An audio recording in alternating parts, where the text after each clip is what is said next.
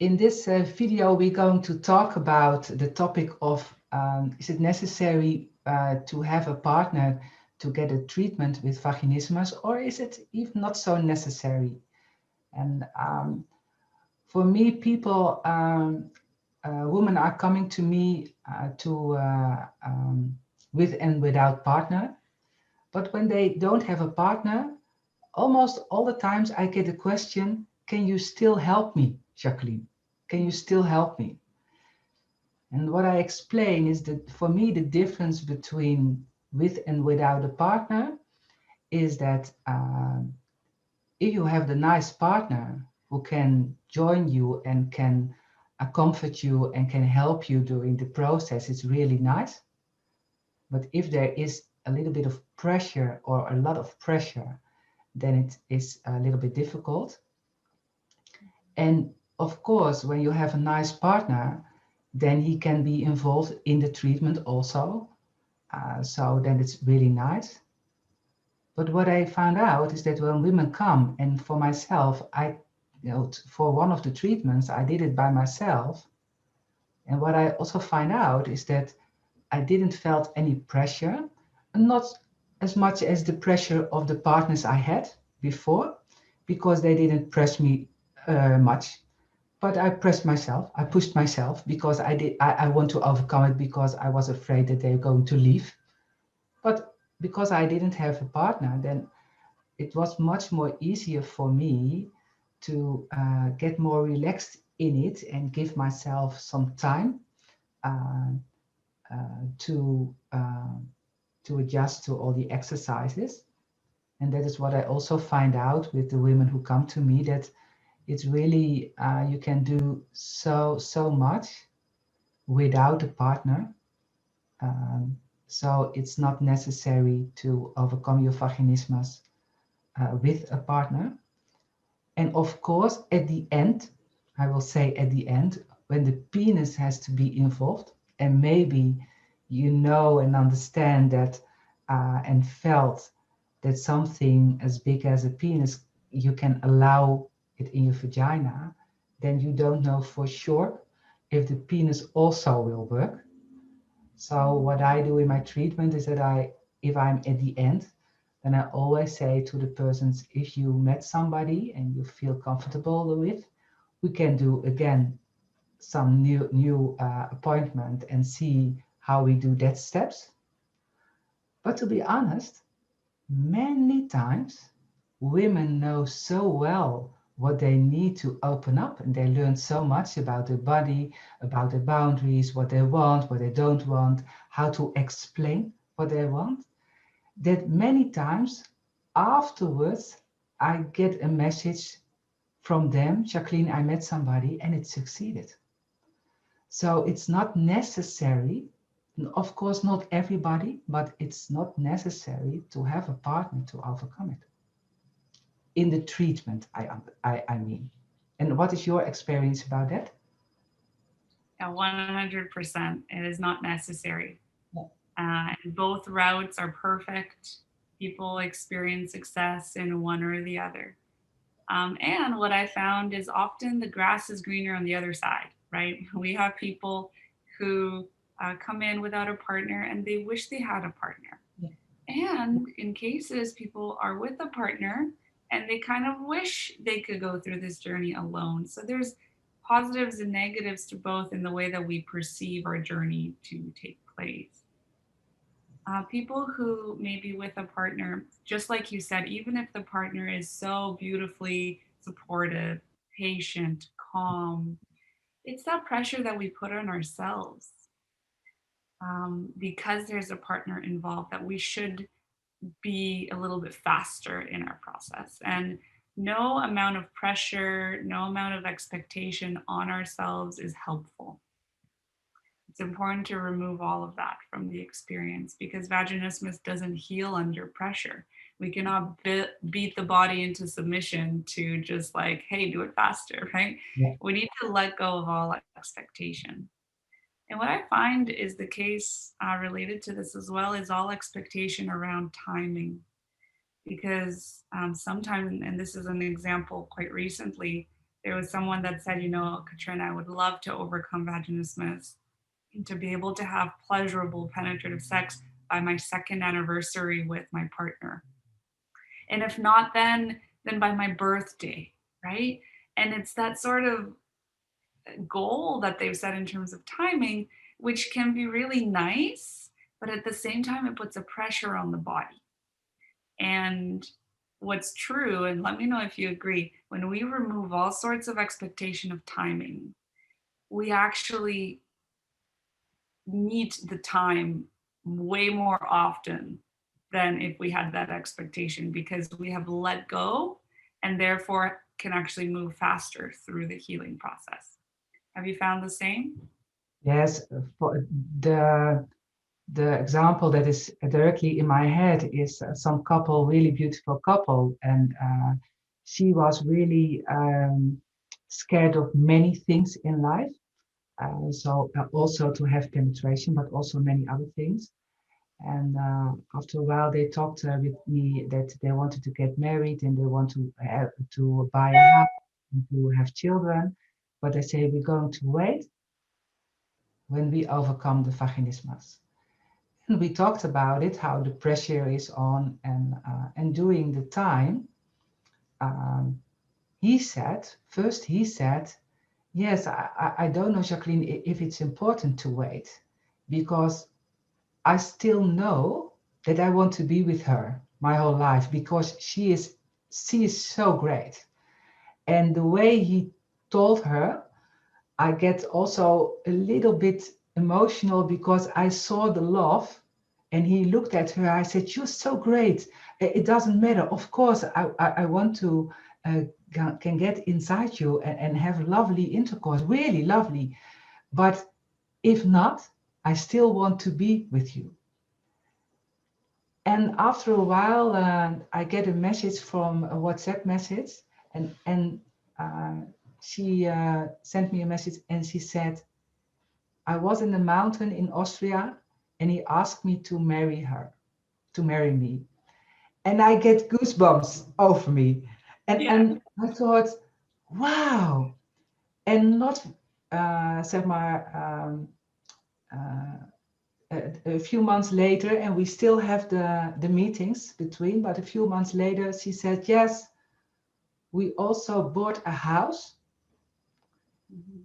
And what they found out that in that time, because they didn't, they was not so busy with overcoming their vaginismus, they found out that how their sex life was, because they have a nice sex life, except they could not have penetration, that they enjoyed themselves more, each other more. And for her to open up, it was so, because he wanted to get married to her even when she didn't overcome it.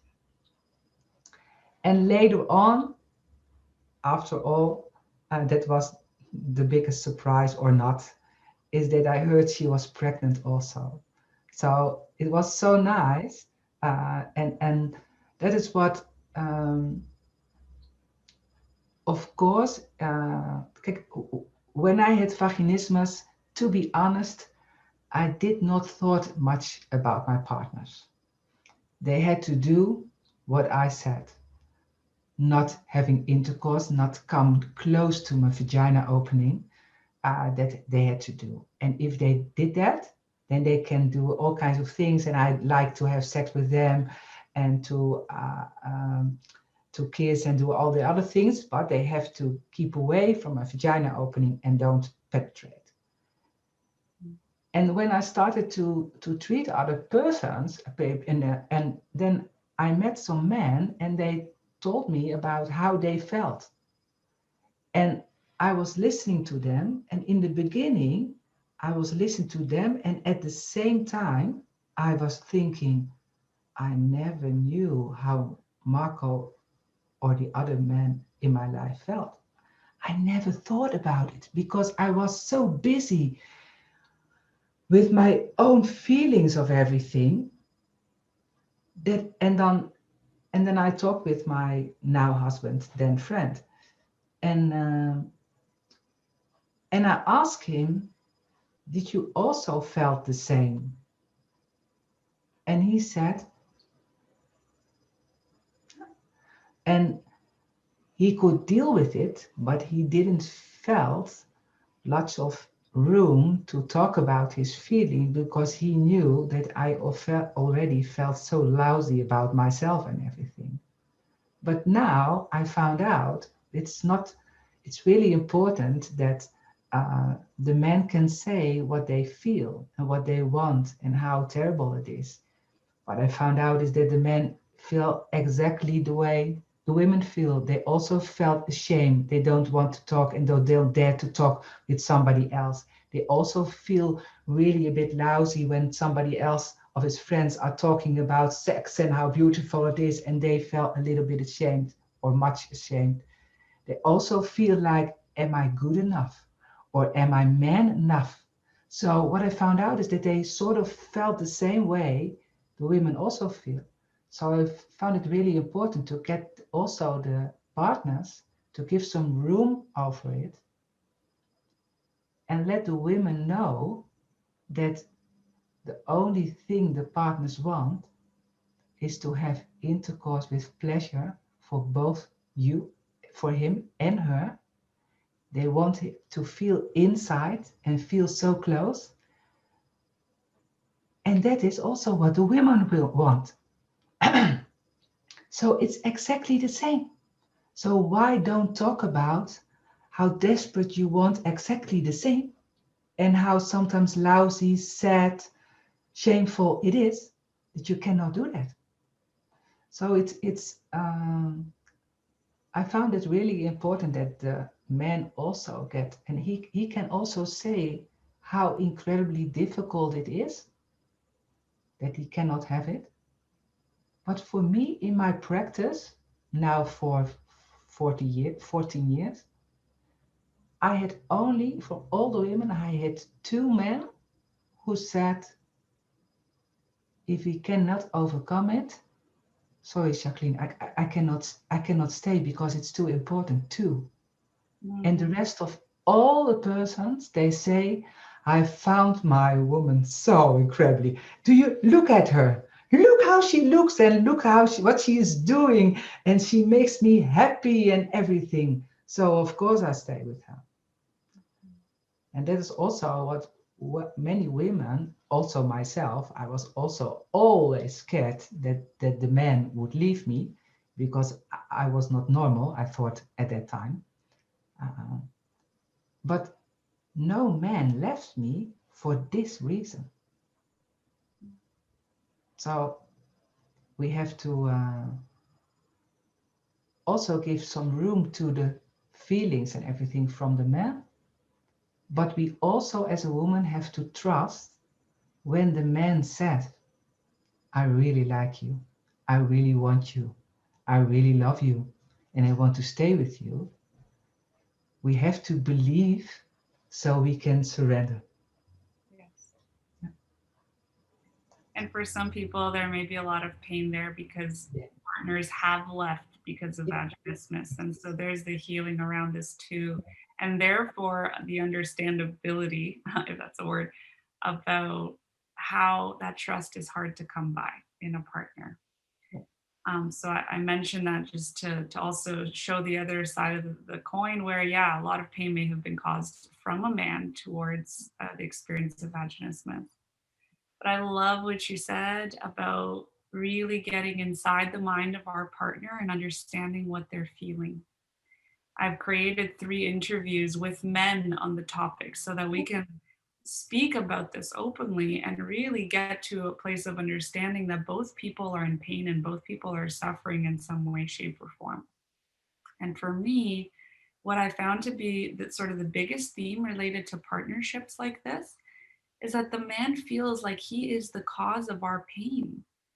He literally is seeing that his body, the way that it is divinely created, his penis is the cause of our pain. And that is an incredibly difficult pill to swallow, especially when we believe it so deeply, right? As a man, if you believe so deeply that it's because of your body that your woman is suffering, that's incredibly tough. something that happened in my life with a partner at the time that was, at the time, I was experiencing pain with penetration and I didn't stop, right? This is a mistake that we make, which is coming from all these good intentions, but it's still quite bad for us because the cycle of pain deepens. And I remember he was inside me and I had been holding his body close to my body so that he doesn't see the pain written all over my face. And I was crying as I was trying to satisfy him with penetrative sex. And at the end of that experience, I just blurted out. I spoke what was on my mind and I told him, I feel like I just got raped. And I used the R word. And man, oh man, things changed in the way that he experienced himself from that point on, because it was such a sharp, like stabbing comment, which of course is how I felt, but I didn't consider how it would make him feel. And from that moment, in some part of him, he felt like the worst thing in the world. Like he felt like a rapist. And of course he wasn't, because there was consent there, but it really does something big to a man's psyche. And it's important that we look at this side of the story as well. And we really come together to solve a challenge as a team rather than one against the other. I think that is why it's so important that you say what you feel and that you understand that as a woman, that you understand that no man, or almost, I will change, almost no man, and I hope the women are with a nice, lovely man. That man doesn't want to have penetration when you have pain, but you have to say it. And once I had a woman come to me and sort of the same story as what you told for yourself. And then the second appointment, the man came, and I heard between the conversations that the husband was really angry. So I thought, oh, okay. So he was here and he said, Jacqueline, I'm so angry. And I asked, why are you so angry? She said to me that um, I did this to her. I am the cause of her vaginismus because I go too far. I did things she didn't want. I did things she hurt. And and then he said, and then he started crying. And he said, she never told me. She never told me. And now I'm blaming myself. I did not look good enough to her. How could I not felt that she didn't like it, that it was not possible, or that it was painful? What was going on with me? And then he was really, so I let him talk and with all the emotion. And then I was looking at a man who was not angry, who was so sad. And he said to me, he said, and you said to her, said to her, that he was to blame. And I thought, this is how she pronounced the things we talked about. Because she didn't want to blame herself, because she didn't want to take responsibility for herself, and that she didn't said no. So we talked about it, and then he found out that I didn't blame anybody. I didn't blame her. I didn't blame him. It's a sort of something what can happen, and the importance that how can you say something to each other? Because he said to me, how can I ever trust her to say to me what is going on? And for me, it was afterwards, it was such a emotional conversation because that was what I felt also his pain. And I think this is a problem, or this is a topic for two persons when you are in a relationship. and two persons have their own place in it, and there is no wrong or right. I think there's no wrong and right because most men and most women have good intentions, but Yes. sometimes we don't dare to say the things we want to say from all kinds of reasons. Um, so what was nice is afterwards, because we had such a beautiful talk and open up, they still at the end overcome the vaginismus and they still became to trust each other. She tried to talk to her what she felt. He tried to tell her how he really wanted to get inside her, to be so close to her, to move inside her because he thought it was so nice. And she allowed him to say that, and he could allow her to say, I'm just a little bit afraid. Can you please do soft, or can you please do that? Or can we do the step with Jacqueline? And can you please hold, just do the step that Jacqueline told. And he said, of course, I'm going to do that. And at the end, they still overcome their vaginismus. So it's of course, this sounds also a bit like a fairy tale. So of course, not with everybody that is going to happen, but it's not that everybody has to leave each other because of this kind of thing. Um, and it's really lovely to be a part of this kind of healing journey that couples has. And then what I found out is that not only on the vaginismus they overcome it, but what I found out is that many couples, because especially the last year I had so many really young couples, and they say to me, yes, but it's not only overcoming vaginismus, Jacqueline, we can talk about everything else also. So Mm-hmm. much quicker than otherwise, because they have to talk to each other about the vaginismus and the treatment and everything. They can talk about all kinds of other topics, and they open up also on other topics. And I found it so every time I found so nice that doing the whole treatment, the whole life is getting a little bit changed, and they open up, both of them, not only the woman, also the man opens up.